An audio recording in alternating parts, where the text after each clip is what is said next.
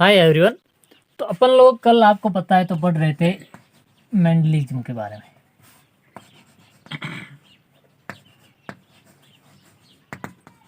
ठीक है, यानी कि मेंडलवाद के बारे में।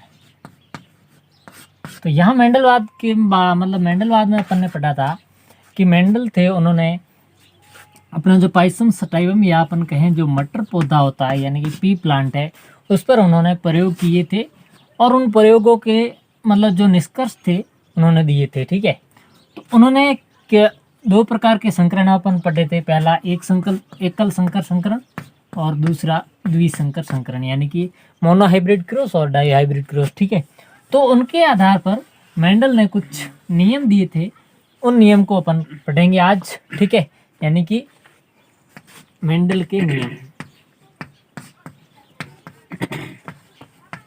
ठीक है, मेंडल ने 3 नियम दिए थे, जिसमें से पहला नियम है प्रभाविता का नियम।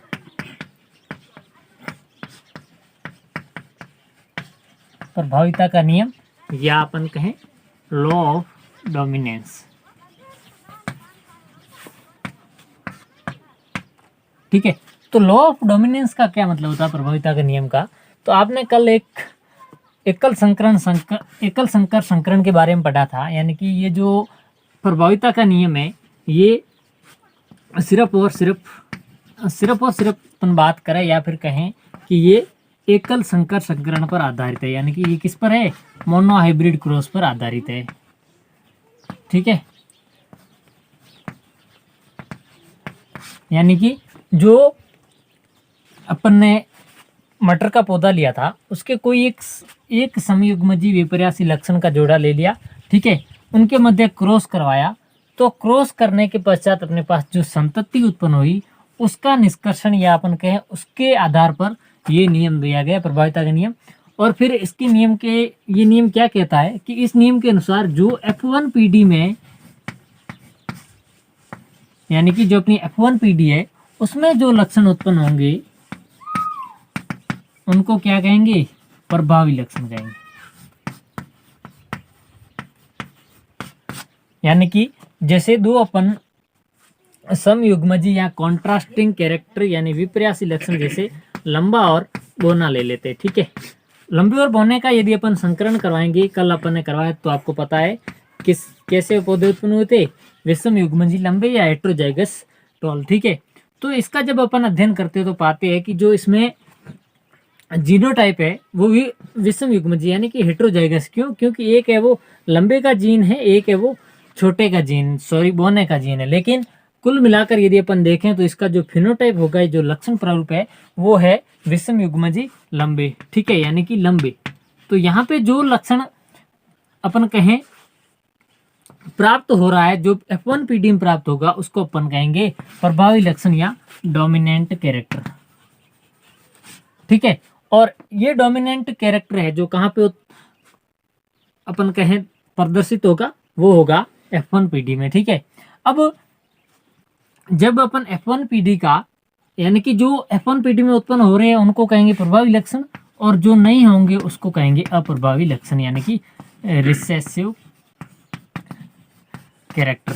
यहाँ पे आपने जो बोने पौधे की बात की, वो बोना पौधे का लक्षण है वो F1 PD में है जो उत्पन्न या अपन के प्रदर्शित नहीं हो रहा है, इसलिए जो बोने वाला लक्षण है उसको अपन अप्रभावी या रिसेसिव कहेंगे। ठीक है, अब जो दूसरा नियम था मेंडल का वो था पृथक्करण का नियम।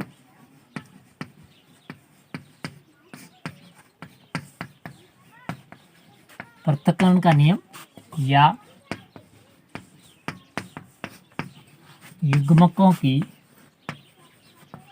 शुद्धता का नियम। ठीक है, या लॉ ऑफ सेग्रीगेशन या अपन कहें law of purity of gametes.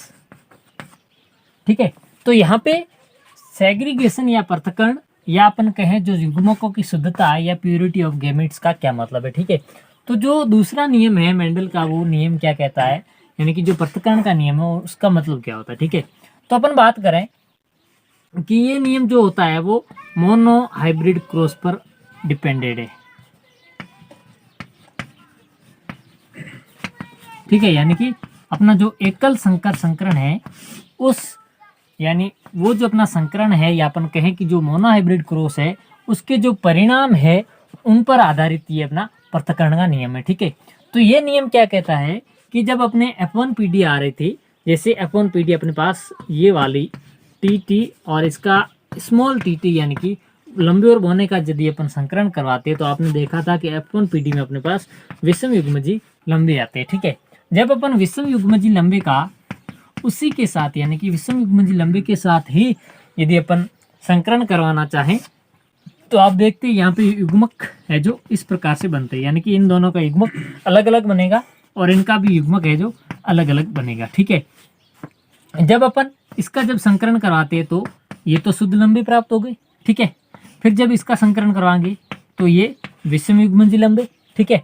फिर अपन इस स्मॉल का इस कैपिटल के साथ करवाएंगे तो ये हो जाएगा कैपिटल टी और स्मॉल टी यानी कि विषम युग्मजी लंबे, और जब अपन इस दोनों का करवाएंगे तो स्मॉल टी यानी कि ये हो जाएंगे समयुग्मजी बौने, ठीक है। तो यहाँ पे आप देखते हैं कि जो पहला और अंतिम उत्पाद है या अपन कहें प्रोडक्ट है वो शुद्ध रूप में प्राप्त हो रहा है, ठीक है। यानी कि यहाँ पे है जो दोनों विषम युग्मजी, ठीक है। लेकिन जब अपन इन दोनों की बात करते हैं, स्मॉल टी कैपिटल टी वाला जो अपने पास कैरेक्टर है वो कैसा है, विषम युग्मजी या हेटेरोजाइगस है, ठीक है। तो यहाँ पे आप ये देख सकते हैं कि जब अपने जो F1 PD का जो अपन कहे जो संतति आ रही है, जो प्रोडक्ट आ रहा है, उसका यदि अपन सेल्फ पोलिनेशन या स्वपरागण करवाते हैं यानी कि उसी का उसके साथ क्रॉस करवाते हैं तो अपने पास दो प्रकार के गैमेट प्राप्त होते हैं, ठीक है, यानी कि युग्मक प्राप्त होते हैं। और आप देखते हैं कि जो इनका युग्मकों का पृथक्करण है यानी इनका जो सेग्रीगेशन है या अपन कहें जो ये एक दूसरे से पृथक होते हैं, तो इनके पृथक होने के पश्चात इनमें जो अपने अपने कैरेक्टर होते हैं, जैसे इस वाले स्मॉल टी में बोनेपन का कैरेक्टर है, ठीक है, और जो कैपिटल टी है इसमें लंबेपन का कैरेक्टर, ठीक है। यानी कि इसका लक्षण है लंबा पौधा बनाना, इसका लक्षण है बोना पौधा बनाना, ठीक है। जब दोनों साथ में थे तो अपने पास लंबे पौधे बन रहे थे, ठीक है। लेकिन जब ये दोनों युग्मक यहाँ पे जो ये अपन कहें ये जो लंबे पौधे विषम युग्मजी पौधा था इसके जब अपन युग्मक बनाते हैं तो एक तो लंबेपन वाला जीन लिए मतलब अपन के पृथक होता है और दूसरा होता है वो बोनेपन का जीन लिए, ठीक है। तो जब अपन इनका यानी कि ये युग्मक पृथक हो रही है तो अपन इनका अध्ययन करते हैं तो इनमें जो एक दूसरे का जो इन्फ्लुएंस होता है या जो प्रभाव होता है वो एक दूसरे पर नहीं होता है। इसी को अपन कहते हैं युग्मकों की शुद्धता। युग्मकों की शुद्धता मतलब प्यूरिटी क्या है, प्यूरिटी ये है कि यहाँ पे जो स्मॉल टी है वो बोनेपन को दर्शाएगा और ये आगे जाएगा तो ये बोनापन लक्षण अपने पास आ गया, ठीक है। और जो कैपिटल टी है वो अपन कहें लंबेपन को दर्शाता है और जब आगे जाएगा तो यहाँ पे लंबे पौधे प्राप्त हो रहे हैं। अर्थात इन दोनों ये दोनों जब इकट्ठे थे तो लंबेपन को अपन कहें क्या इंडिकेट कर रहे थे, वो तो अलग बात है, ठीक है।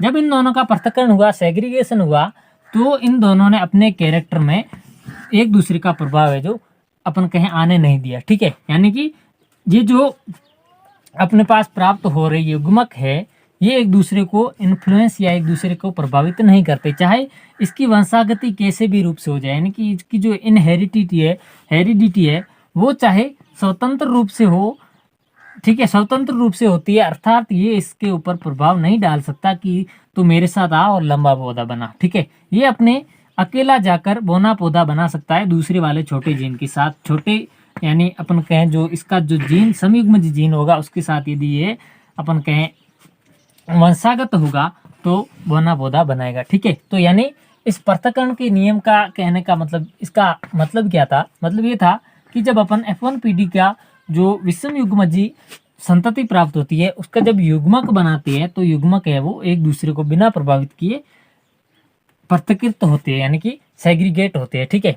और जब इन युग्मकों का अपन अध्ययन करते हैं तो ये पाते हैं कि ये युग्मक है इनमें प्यूरिटी पाई जाती है यानी कि शुद्धता पाई जाती है। कैसे कि इसका जो लंबे वाले अपन का कैपिटल जो टी है उसका ये कैरेक्टर होता है कि ये लंबेपन वाले जीन को दर्शाता है और स्मॉल टी है वो बोनेपन वाले जीन को दर्शाता है। अर्थात ये एक दूसरे के कैरेक्टर को प्रभावित नहीं करते, ठीक है। अब अपने पास मेंडल का तीसरा नियम है, वो है स्वतंत्र अपवयन का नियम।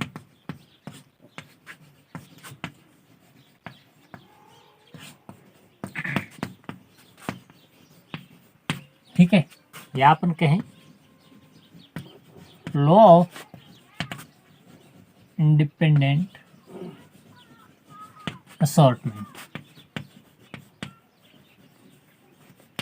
ठीक है, तो जो अपन ने दो पहले नियम पढ़े थे, पहला था प्रभाविता का नियम, दूसरा जो पृथक्करण का नियम या जो युग्मकों की शुद्धता का नियम था, वो दोनों मोनो हाइब्रिड क्रॉस पर आधारित थे, यानी कि जो अपना एकल संकर संकरण था उस पर आधारित थे, यानी उनके उसके जो परिणाम आए थे उस पर अपन उन दोनों नियमों की व्याख्या कर सकते। लेकिन जो अपने पास ये तीसरा नियम है स्वतंत्र अपवयन का नियम, ये एकल संकर संकरण द्वारा समझाया नहीं जा सकता। ठीक है, इसके लिए आपको द्विव संकर संकरण यानी कि डाई हाइब्रिड क्रॉस का अपन कहें अध्ययन करना पड़ेगा। ठीक है, तो आपने देखा था कि जो द्विव संकर संकरण है उसमें अपन दो समयुग्मजी युग्म विकल्प जो अपन कहें विपर्यासी लक्षण होते हैं उनका, यानी कि दो जोड़े या अपन कहें दो युग्म विपर्यासी लक्षण लेते हैं, यानी कि जो अपना कॉन्ट्रास्टिंग जो कैरेक्टर होंगे उनके अपन कितने पेयर लेंगे, दो पेयर लेंगे, यानी कि दो युग्म अपन कॉन्ट्रास्टिंग या विपर्यासी लक्षणों के लेंगे और उनके मध्य अपन क्या करवाएंगे, क्रॉस करवाएंगे। तो आपने देखा था कि कल अपन ने पढ़ा था कि जो राउंड और येलो है यानी कि गोल और पीले है, उसका यदि अपन झुर्रीदार और हरे के साथ, यानी कि झुर्रीदार और हरे रंग के जो बीज है उनके साथ यदि अपन संकरण करवाते हैं, तो आपने देखा था कि जो अपनी पहली पीढ़ी आती है वहां पे आपको पीले और जो राउंड और येलो यानी कि गोल और पीले बीज प्राप्त होते हैं। किसमें, F1 पीढ़ी में। F1 पीढ़ी में है जो पीले और गोल प्राप्त होते हैं। ठीक है, जब अपन इसका बात करते हैं F1 पीढ़ी में जाते हैं, यानी कि इसका सेल्फ पॉलिनेशन या अपन के स्वपरागण करवाते हैं, तो आप देखते हैं कि जो इसमें युग्मक बनते हैं वो इस प्रकार से बनते हैं, इस आर का इस वाई के साथ, यानी कि इस पहले कैपिटल के साथ, फिर स्मॉल के साथ, फिर स्मॉल आर का कैपिटल वाई के साथ, फिर स्मॉल वाई के साथ, यानी कि कुल मिला के अपने पास 4 गैमेट या युग्मक बनते हैं, कैपिटल आर वाई। ठीक है, फिर कैपिटल आर स्मॉल वाई, फिर आपके पास है स्मॉल आर कैपिटल वाई और स्मॉल आर स्मॉल वाई। इस प्रकार से 4 प्रकार के युग्मक बनते हैं। ठीक है, जब अपन इन युग्मकों का आगे ऐसे ही दूसरी जो F1 पीढ़ी है उसके जो अपन कहें संतति है वो इसी प्रकार की होगी, उसमें भी युग्मक यही सेम बनेंगे।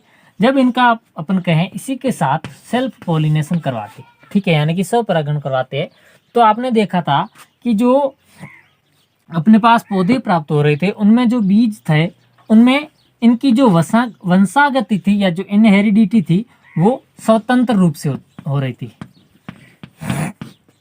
किसमें, स्वतंत्र रूप से, यानी कि ये जो थे इंडिपेंडेंट थे। ऐसा नहीं था कि जो अपना गोल पौधा है वो हमेशा पीले के साथ ही आएगा, यानी कि जो राउंडेड थे वो जरूरी नहीं कि येलो के साथ आए, वो ऐसा भी हो सकता है कि वो किसके साथ, हरे के साथ आ सकते हैं। या अपन बात करें जो रिंकल्ड या जो झुर्रीदार पौधे थे वो पीले पौधों के साथ, यानी पीले जो रंग के बीज थे उनके साथ भी आ सकता है, यानी कि इनकी जो वंशागति होती है, इनहेरिडिटी होती है, वो स्वतंत्र रूप से होती है, यानी कि ये एक दूसरे पर प्रभावित नहीं कर सकते कि जो गोल है वो हमेशा पीले के साथ रहे और जो झुर्रीदार है वो हमेशा हरे के साथ रहे, ऐसा कुछ नहीं है। ठीक है, तो यानी कहने का मतलब ये हुआ कि यदि अपन इसकी जो वंशागति करवाते हैं यानी कि इनहेरिडिटी करवाते हैं, तो F1 पीढ़ी में जो अपनी संतति प्राप्त होती है वो होती है विषम युग्मजी। ठीक है, विषम युग्मजी प्रकार की होती है। जब इसका अपन सेल्फ पोलिनेशन करवाते हैं तो उसके बाद अपने पास जो युग्मक प्राप्त होते हैं और इन युग्मकों का अपन कहें क्रॉस संकरण करवाते हैं, तो क्रॉस संकरण के पश्चात जो अपने पास प्रोडक्ट आता है या जो अपन कहें संतति आती है, उसमें ये वाले जो लक्षण है, इन लक्षणों की जो वंशागति है या जो इनहेरिडिटी है वो स्वतंत्र रूप से होती है। कैसी होती है, इंडिपेंडेंट होती है, यानी कि वो इस पर डिपेंड नहीं करेगा कि जो गोल है वो हमेशा पीले के साथ आए या जो झुर्रीदार है वो हमेशा हरे के साथ आए। ठीक है, या ऐसे भी हो सकता है कि जो अपना झुर्रीदार पौधा था वो, यानी कि झुर्रीदार बीज वाले पौधे थे वो पीले रंग के बीज वाले साथ भी अपन कहें पोलिनेशन कर सकते हैं। ठीक है, तो ये था अपना तीसरा नियम, जिसका यानी कि स्वतंत्र अपवयन का नियम। इस नियम के अनुसार यानी कि जो ये नियम है, ये नियम कहाँ पे अपन यूज लेते हैं, जो अपना द्विसंकर संकरण अपन कहें, यानी कि द्विसंकर संकरण है, उसके जो परिणाम होते हैं उनके आधार पर इसको अपन सिद्ध कर सकते हैं। ठीक है, तो उसमें वंशागति है, उसका जब अपन अध्ययन करते हैं तो ये पाते हैं कि उनकी जो वंशागति है वो एक दूसरे से एकदम यानी कि स्वतंत्र होती है, यानी कि वो एक दूसरे को इन्फ्लुएंस नहीं कर सकते, यानी कि वो एक दूसरे पर डिपेंड नहीं करते कि दोनों की वंशागति वो साथ साथ हो। उनकी वंशागति अलग अलग रूप से, स्वतंत्र रूप से होती है। ठीक है, अब अपन बात करेंगे कि जो अपन ने कहा था कि जो मेंडल का नियम था उसके अनुसार कि कोई पौधा है उसका अपन यदि स्वपरागण या परपरागण या अपन कहें कि उनकी जो वंशागति करवाते तो लक्षण प्राप्त होते। ठीक है, जैसे माना कि जो लंबा पौधा और बौने पौधे की जब अपन संकरण करवाते तो अपने पास जो विषम युग्मजी लंबा पौधा प्राप्त होता है। ठीक है, और इसका जब अपन सेल्फ पॉलिनेशन करवाते तो अपने पास इस प्रकार से लंबा पौधा और दो है जो विषम युग्मजी लंबे पौधे। ठीक है, और जो एक पौधा है वो अपन कहें समयुग्मजी बौना पौधा प्राप्त होता है। ठीक है, तो इस प्रकार से यहाँ पे लक्षणों का जो अपन कहें व्यक्त होना है, यानी कि ये लंबेपन और जो बौनापन है वो कैसे प्रकट होते हैं वो अपन पढ़ेंगे, यानी कि लक्षणों का व्यक्त होना।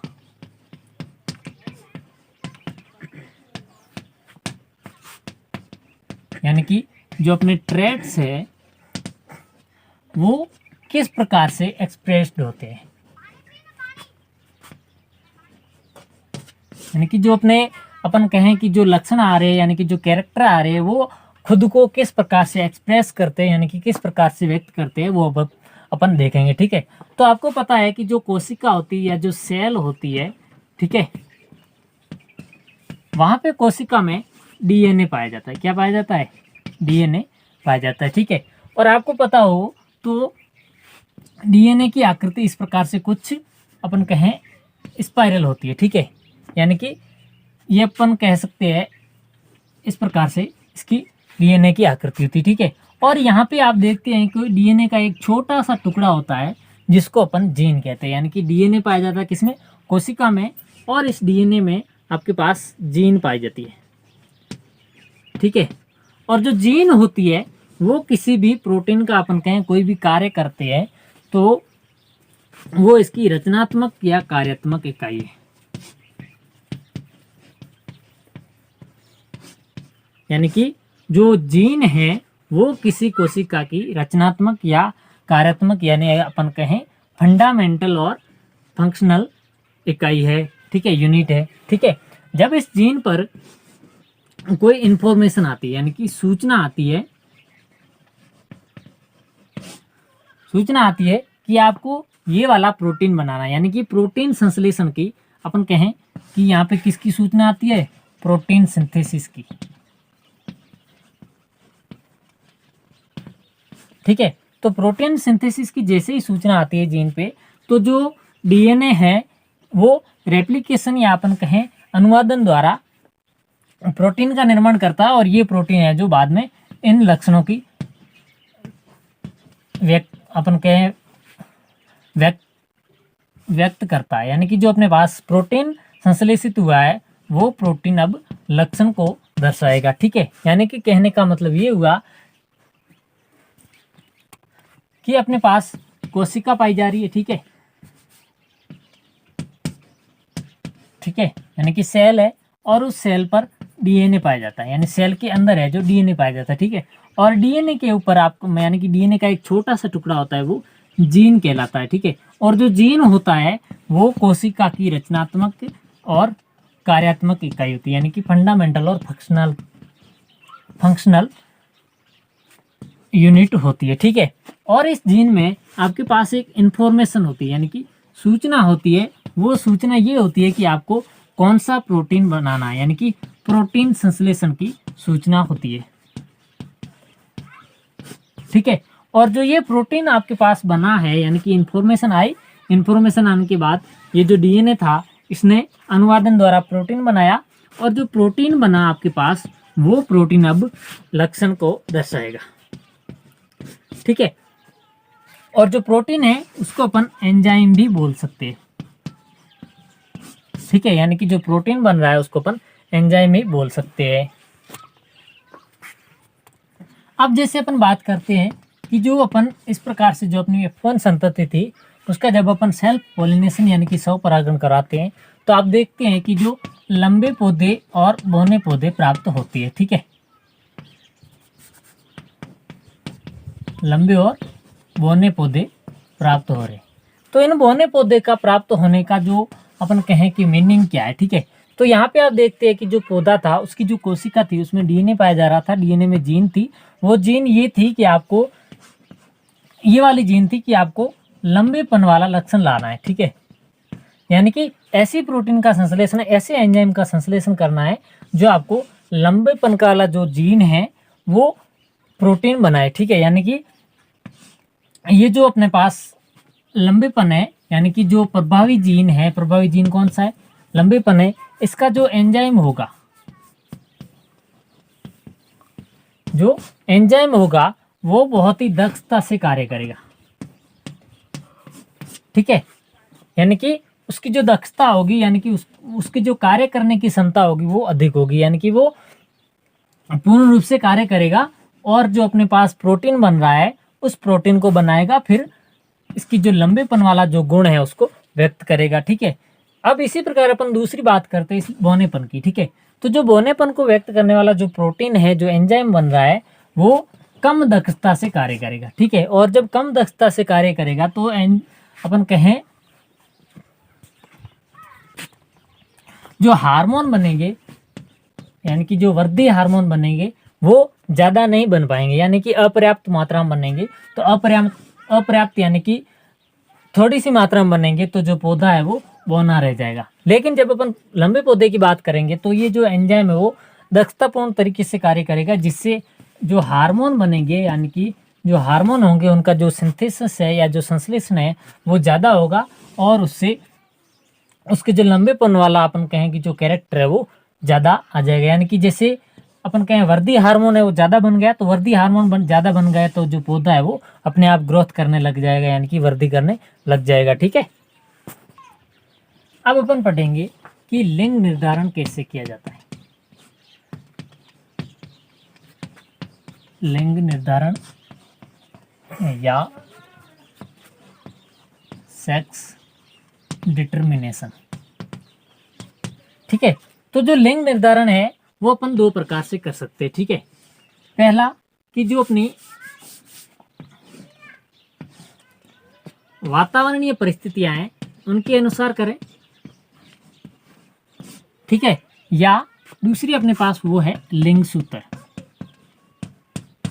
यानी कि जो एनवायरमेंटल अपन कहें जो परिस्थितियां हैं उसके अनुसार यदि कोई जीव अपने लिंग का निर्धारण कर रहा है तो वो उसको अपन अलग कैटेगरी में कैटेगराइज करेंगे। और जो दूसरा होता है वो इनहेरिडिटी या उसके पास कोई एक विशेष अपन कहें सेक्स डिटर्मिनेशन का जो तरीका है वो हो तो उसको अपन लिंग सूत्र द्वारा दर्शाएंगे। ठीक है, जैसे अपने पास एक उदाहरण अपन ले लें घोंघे का, यानी कि जो स्नेल्स है उनमें क्या होता है कि जो लिंग निर्धारित होता है वो उसके जो अंडे की जो उष्मायन अवस्था है उस पर निर्भर करता है, अंडे की उष्मायन पर निर्भर करता है। यानी कि वह टेम्परेचर जहाँ पे जो फर्टिलाइज्ड अंडा है, फर्टिलाइज्ड एग रखा हुआ है, यानी कि कैप्ट, तो उस टेम्परेचर को अपन क्या कहेंगे, अंडे का उष्मायन। ठीक है, यानी कि जब अंडे का उष्मायन है वो ज़्यादा होगा तो घोंघा है वो या तो मादा बनेगा या नर बनेगा। ठीक है, यानी कि उसकी उष्मायन अपन कहें टेम्परेचर पर निर्भर करेगा कि घोंघा है वो मादा बनेगा या नर बनेगा। ठीक है, फिर दूसरी बात आती है अपने पास लिंग सूत्र की। यहाँ पे आप देखते हैं उदाहरण के रूप में मानव की, यानी कि ह्यूमन बीइंग की। ठीक है,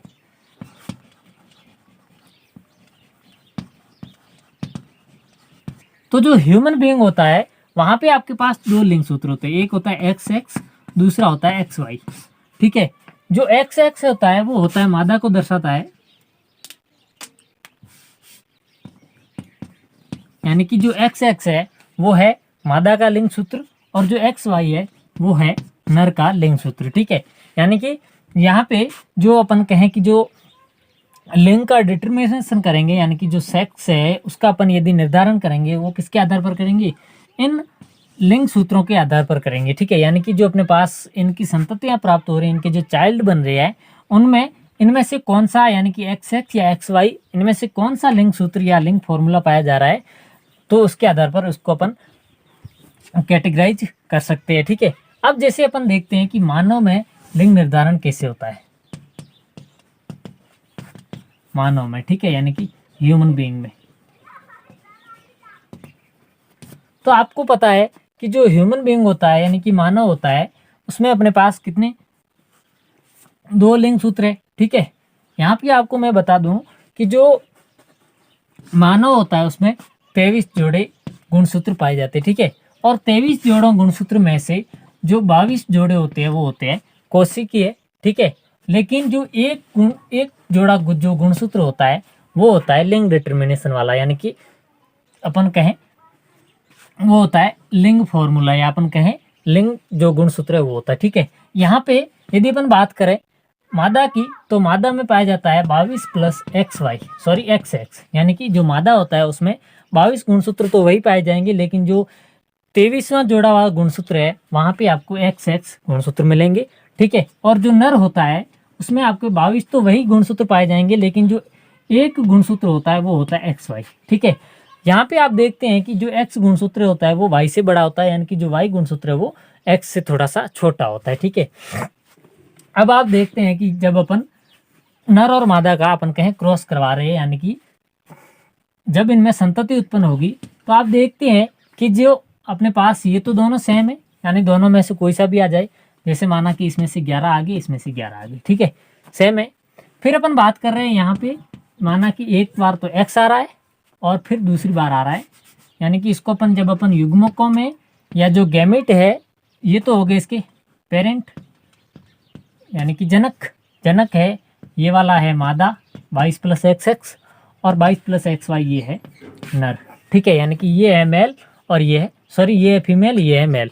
ठीक है, और जो फीमेल है उस फीमेल के जो अपन कहें गैमेट बनेंगे, यानी कि जी बनेंगे, वो बनेंगे 11 प्लस एक्स और 11 प्लस एक्स, यानी कि दोनों सेम बन रहे तो अपन एक लिख देते। ठीक है, यहाँ पे लिख देते हैं 11 प्लस एक्स। ठीक है, फिर अपने पास ये वाला जो है मेल वाला आता है। ठीक है, सॉरी नर वाला। तो नर वाले में आप देखते हैं कि इसमें 2 प्रकार के युग्मक बनेंगे। एक तो बनेंगे 11 प्लस एक्स, यानी कि एक के साथ तो एक्स पाया जाएगा, और जो दूसरा होगा वो होगा 11 प्लस वाई, यानी कि दूसरा जो गुणसूत्र है वाई वो इसके साथ आ जाएगा। ठीक है, जब अपन इसका अपन कहें जब इनमें संयोजित होंगे या जो युग्मक है वो एक दूसरे से जुड़ेंगे, तो आप देखते हैं कि पहला इसके साथ माना कि ये करवा देते। ठीक है, तो ये बनेगा 11 plus x, sorry x x 22 plus x x. ठीक है, ये वाला बनेगा, यानी कि 22 प्लस एक्स एक्स क्या है, मादा है। ठीक है, फिर अपने पास ये वाला आता है, इसको अपन इसके साथ जब अपन क्रॉस करवाते तो ये बनता है 22 प्लस एक्स वाई। ठीक है, तो एक्स वाई अपने पास कौन सा वाला है, नर वाला है, यानी कि तो आप देखते हैं कि इसमें 1:1, यानी कि 50% जो बच्चे होंगे वो तो फीमेल बनेंगे, और जो 50% बच्चे होंगे वो मेल बनेंगे। ठीक है, यानी कि जो फीमेल और मेल का रेशियो है वो हमेशा 1:1 होता है। ठीक है, अब आप देखते हैं कि जो अपने पास चाइल्ड वाला सेक्स डिटर्मिनेशन है, यानी कि जो अपने बच्चा हो रहा है उस बच्चे का यदि अपन को लिंग निर्धारित करना है, तो वो लिंग निर्धारित किसके आधार पर होगा, उसके पिता के आधार पर होगा। यानी क्यों, क्योंकि जो पिता के क्रोमोसोम होते हैं, जो गुणसूत्र होते हैं वो होते हैं एक्स और वाई। ठीक है, लेकिन जो उसकी माता के गुणसूत्र होते हैं, यानी कि जो उसकी अपन कहें जो मादा है उसके होते हैं एक्स एक्स। ठीक है, यानी कि यहाँ पे दोनों जो युग्मक है वो सेम है, लेकिन जो पिता के युग्मक है वो दोनों अलग अलग होते हैं। इस कारण से यदि पिता का यदि एक्स गुणसूत्र इस माता वाले के साथ अपन कहें जुड़ गया तो बनेगा मादा फीमेल, और यदि वाई गुणसूत्र एक्स के साथ मिल गया तो बनेगा मेल। यानी कि जो यहाँ पे मानव में लिंग निर्धारित करने की जो अपन कहें विधि है वो पूर्णतः किस पर निर्भर करेगी, उसके पेरेंट है, पेरेंट में भी किस पर, मेल पर। क्यों? क्योंकि मेल में जो क्रोमोसोम पाए जा रहे हैं वो डिफरेंट होते हैं। ठीक है, तो ये थी आज की क्लास जिसमें अपन ने मेंडलिज्म के बारे में पढ़ा। उसके बाद लक्षण खुद को किस प्रकार से व्यक्त करते हैं वो भी पढ़ा। फिर अपने पास आया सेक्स डिटर्मिनेशन वाला, यानी कि जो लिंग निर्धारित करते हैं वो किस प्रकार से करते हैं। उसके बाद अपन ने पढ़ा, देखा कि जो मानव होता है उसमें अपन लिंग निर्धारित कैसे कर सकते हैं। आई होप आपको ये समझ में आया होगा। Thank you.